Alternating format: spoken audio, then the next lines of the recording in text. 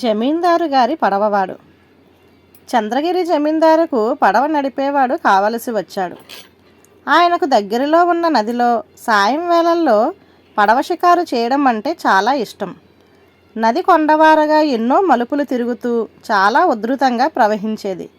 అందువల్ల పడవ నడిపేవాడు చాలా నేర్పరి అయి ఉండాలని ఆయన షరతు పెట్టాడు.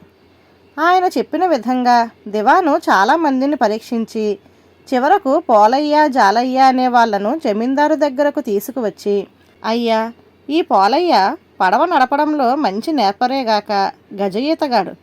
పోతే ఈ జాలయ్య కూడా పడవ నడపడంలో చెప్పుకోదగిన నేర్పరే, కానీ అంత పెద్ద ఈతగాడు మాత్రం కాదు అని చెప్పాడు.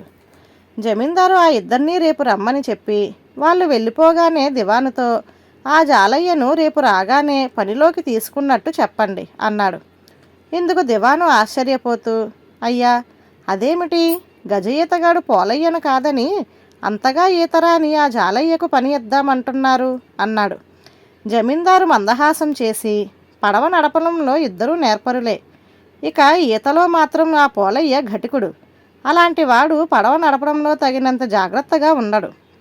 కారణం ఏమంటే, ఒకవేళ ఏదైనా ప్రమాదం జరిగినా సునాయాసంగా నదిని ఈదుకుపోగలనన్న ధైర్యం అతడికి ఉంటుంది. జాలయ్యకు అంతగా ఈత రాదు గనక పడవ నడపడంలో అతి జాగ్రత్తగా ఉంటాడు. అలాంటి వాడి చేతిలో అతడి ప్రాణానికే కాదు, నా ప్రాణానికి ముప్పు ఉండదు, అవునా అని అడిగాడు. నేనింత దూరం ఆలోచించలేదు. తమరు ఆ ఇద్దరినీ బాగా అంచనా వేశారు అన్నాడు దివాను తృప్తిగా. ధన్యవాదాలు.